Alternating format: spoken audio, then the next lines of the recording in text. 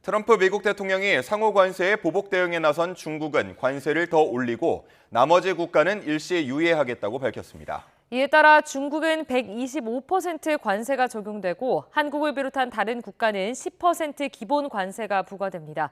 워싱턴 연결해서 자세히 알아보겠습니다. 권중기 특파원, 트럼프 대통령이 중국과 다른 나라를 완전히 분리 대응하겠다는 거죠?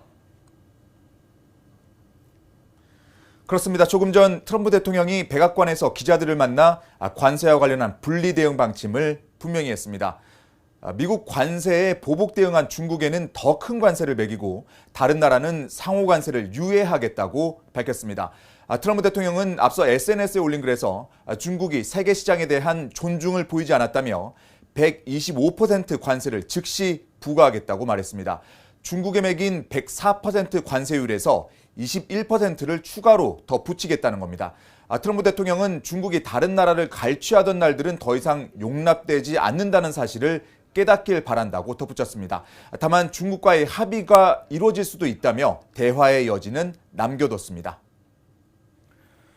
네, 반면 한국을 비롯한 나머지 국가에 대해서는 상호 관세를 유예하겠다고 밝혔죠. 네, 트럼프 대통령은 중국을 뺀 나머지 국가는 자신의 강력한 권고에 따라 보복 조치를 취하지 않았다며 상호 관세를 90일간 유예하겠다고 말했습니다. 다만 관세를 완전히 없애는 건 아니고 기본 관세인 10%를 일괄적으로 부과하겠다고 설명했습니다. 트럼프 대통령은 75개 이상 국가들은 미국 정부와 접촉해서 해결책을 모색하고 있다며 중국과 다른 태도라고 평가했습니다. 트럼프 대통령의 발표에 따라 우리나라도 어제 오후 1시부터 발효된 25% 관세 대신 10% 관세가 적용됩니다. 다만 철강과 자동차 관세에 대한 언급은 따로 없어 25% 품목별 관세는 그대로 유지될 것으로 보입니다. 네, 관세 협상을 위해 미국을 방문한 통상교섭본부장 어제부터 대화를 시작했죠. 그렇습니다. 어제 미국을 찾은 정인교 통상교섭본부장은 미국의 통상대표인 제이미슨 그리어 무역대표부 대표를 만났습니다. 그리어 대표는 오늘 하원 청문회에 출석해 어제 한국과 유럽연합, 에콰도르, 멕시코 측을 만났다고 말했습니다. 이들 나라는 트럼프 대통령이 제기한 문제를 정확히 이해하고 협상할 의지를 보였다고 소개했습니다. 정 본부장은 잠시 후에 워싱턴 특파원들을 만나 협상 진행 상황 등에 대해 설명할 예정입니다.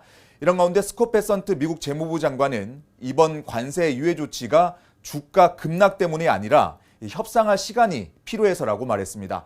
모두 트럼프 대통령의 전략에 따른 진행이라는 겁니다. 들어보시죠. Do not retaliate and you will be rewarded.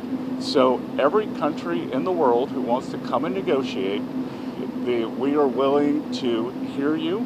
We're going to go down to a 10% baseline tariff for them.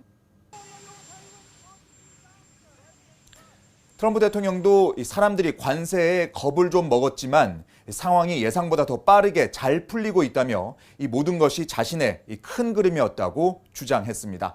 지금까지 워싱턴에서 전해드렸습니다.